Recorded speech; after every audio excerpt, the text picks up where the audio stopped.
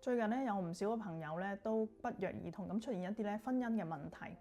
而好多朋友仔咧當佢哋一坐低嘅時候咧，都會大吐苦水，講好多咧對方嘅一啲不是啊，譬如話對佢有幾不滿啊，佢脾氣有幾差啊，又或者咧佢嘅原生家庭有幾有問題啊等等啦。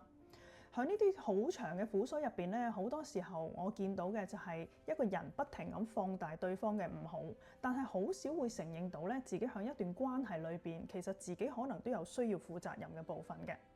今日咧想同大家分享咧就係一個好扎心嘅，但係好真實嘅説話，就係咧一段關係嘅破裂，其實從來都唔係一個人嘅問題，而可能係雙方咧共同經營出嚟嘅結果。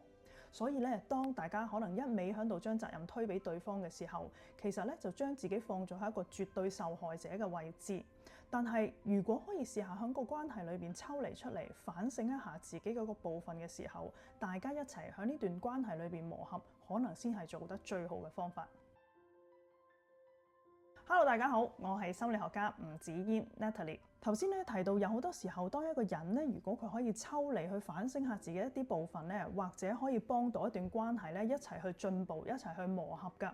嗰啲嘅反思嘅部分咧，可能例如會諗下自己會唔會有時候咧不知不覺咁樣要求對方去做一啲咧根本改變唔到嘅性格特質啦，又或者咧喺生活細節裏邊咧，當出現分歧嘅時候，你係嘗試同對方一齊磨合啊，一齊去揾平衡點，定係一味咧都係要求對方咧要做啲符合你心水嘅嘢，而繼續去用投訴、指責又或者冷暴力去回應呢？有冇留意到咧？當人用一隻手指指住其他人嘅時候，其實有4隻手指咧都係指住自己嘅。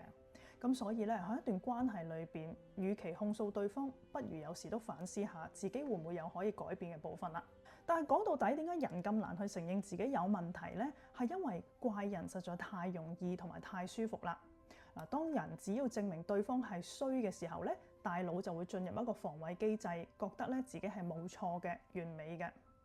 但係諗深一層，如果喺婚姻關係裏邊，你只係想贏對方，只係想證明自己啱晒嘅話咧，最終你可能贏咗場交，但係輸咗段關係。如果想修補同埋挽救一段咧已經出現咗問題嘅婚姻，到底可以點樣透過自我反省去行出第一步呢？可以試下咧問以下自己3個問題嘅。第一，最近一次嗌交入邊咧，我有冇試過講過一啲乜嘢嘢，又或者做過啲咩行為咧，係令到對方嘅情緒不停升溫嘅呢？第二，當另一半投訴我嘅時候，雖然可能聽落去好難聽，但係裏邊會唔會有1成至到2成其實係真嘅，係我嘅盲點，只係咧我一直逃避唔想去面對嘅問題呢？第三，到底我係想解決問題，定係想宣泄情緒，想對方認錯呢？